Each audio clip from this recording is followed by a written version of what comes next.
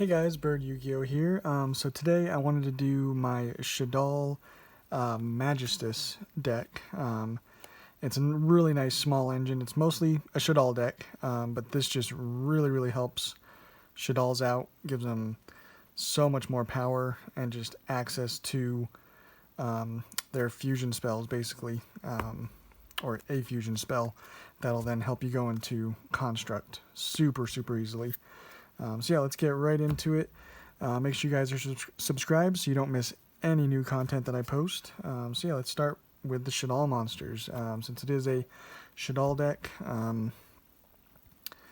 we're kind of, I guess you could say, maxing out, not quite on every single Shaddoll. We're just playing quite a few Shaddolls because basically if you have a Shaddoll and then you open Rilliona, you're pretty much can do whatever you want as far as Shaddoll plays. So yeah, starting off with 3 Wendy.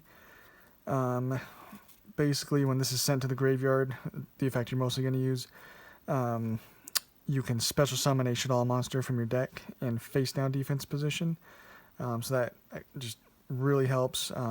Really nice to even use that when you're going on your opponent's turn, so then you can just gain more advantage. It's just a really good card. That's kind of what I feel like what this deck does the best is playing on your opponent's turn and just, messing them up and just gaining advantage. It's just really good with that. 3 Squamata. Now, if this card is sent to the graveyard by a card effect, you can send any Shaddoll card from your deck to your graveyard. So it can't even be some of your spells and traps. Usually it's going to be a monster that you want in there, but kind of whatever you need. 2 Beast. When it's sent to the graveyard, you draw a card, so really good draw power there. 2 Hedgehog. When that's sent to the graveyard, you can add a Shaddoll monster from your deck to your hand. Ariel is really nice. It's just a good card to have. Helps your combos out.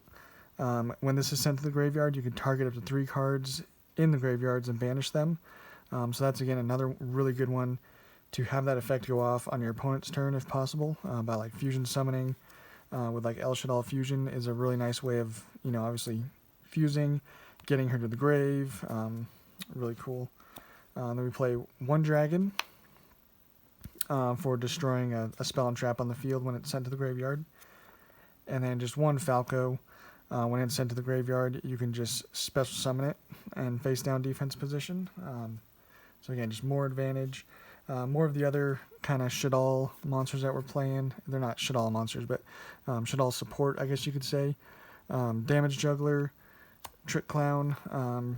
Just more and easy access to a light monster to again go into Construct. And then the best starter for Shaddolls, Mathematician. It's really good, obviously. You just normal summon him and you can send any of them, obviously except for Beast, any of your level 4 or lower. You could send even Trick Clown if you want, but usually you're going to use this normal summon to send, obviously, one of your Shaddolls. And then for our Magistus monsters that we're playing, 3 Rilliona, obviously.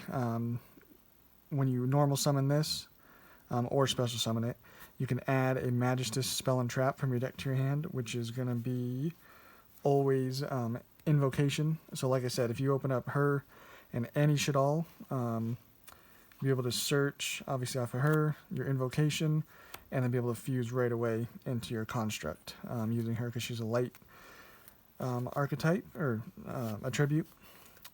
And then one that pretty much now in like a Shaddoll deck like this, people don't really play, Crowley. I like it because it gives me another, obviously, spellcaster on board, just a free monster, and it's also level 4. So it allows me to easily go into Abyss Dweller, which is really nice. If it's like more like in addition to everything else you're putting on the board, or like some of your Shaddoll traps and just having some really good monsters on board, then being able to just toss down an Abyss Dweller for free basically is really nice. And this card can also get your Shaddoll effects off as well, because you just send a spellcaster from your hand to the graveyard, and then you can special summon this. So I really like it. You definitely don't have to. And it's also a dark, so again, that'll help you if you want to go into Winda easier. But obviously with Shaddolls, you have a pretty easy time going into Winda. And then the last of the monsters, I just wanted something that obviously is like never dead in your hand. Effect Veiler, if you have multiple ones, you can still use them on your opponent's turn. You can use them for Crowley.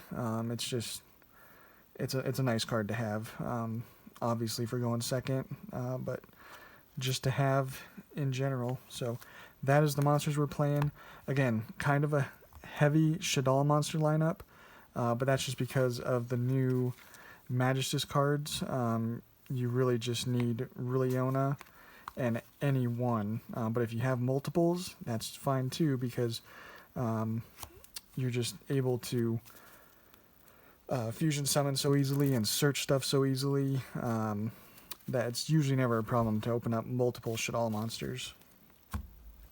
And then for the spells, the best Shaddoll spell, obviously, Shaddoll Fusion, because it also allows you to play second, because if your opponent controls a monster that was special summoned from the extra deck, you can just use monsters from your deck as fusion material. Really good.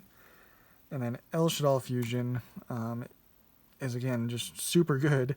It's a quick play, so you can set this a lot of times and be able to fusion summon on your opponent's turn.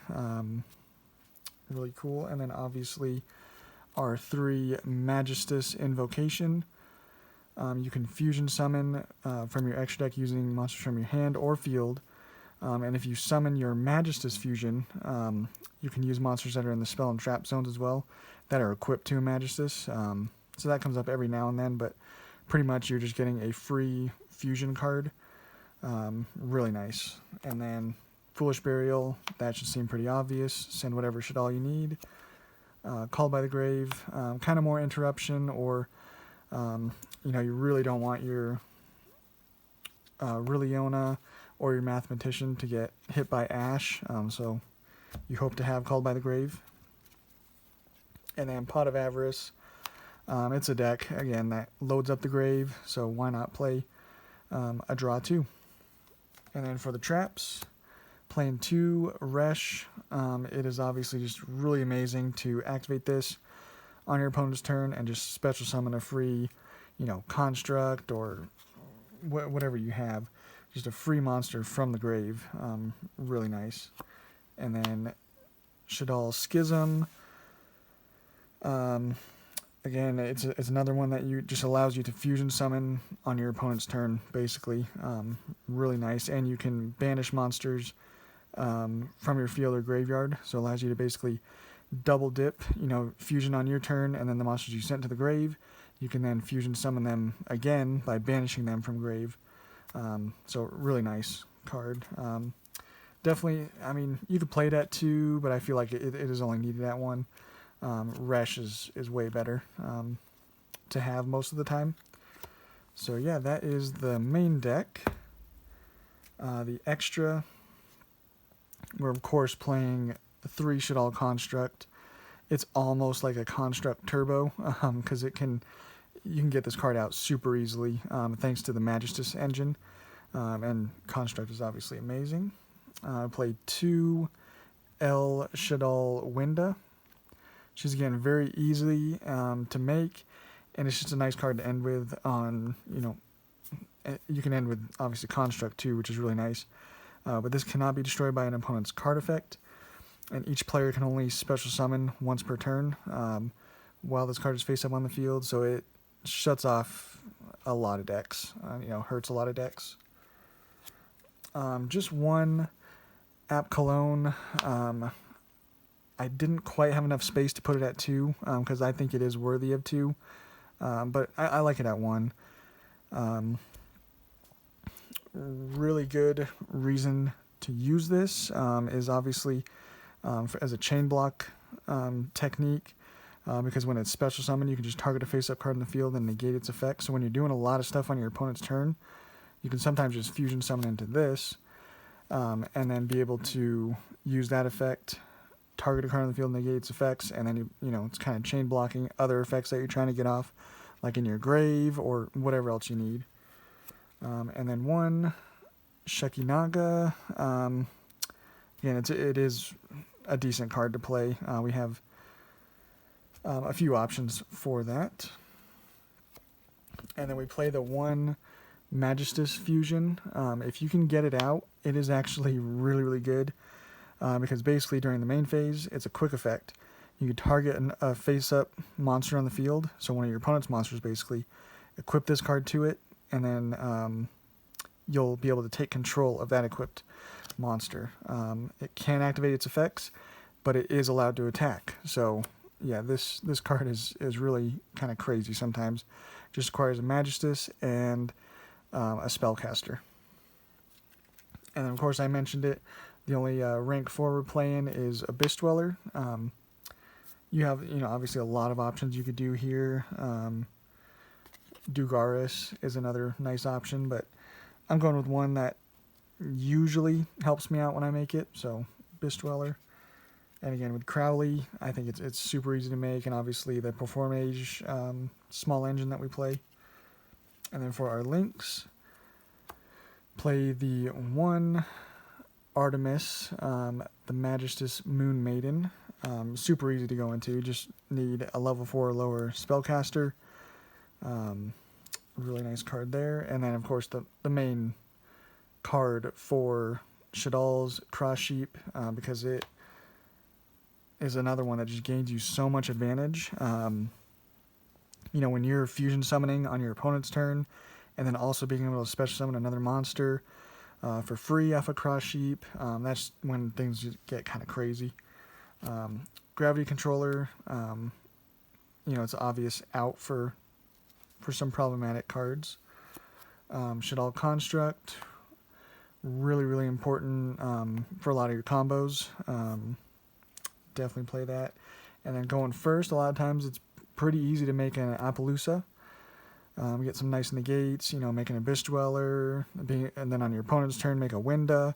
So yeah, Appaloosa is really nice. And then going second, or, follow-up play, make a Boral Sword, and then be able to OTK fairly easily. So yeah, that is the deck, guys. I almost feel like for Magistus, this is probably just like it's a match made in heaven with at least Liliana. She's just really, really good in this deck. Really like it. Like how it plays. So yeah, try it out, guys, and we'll catch you on the next one.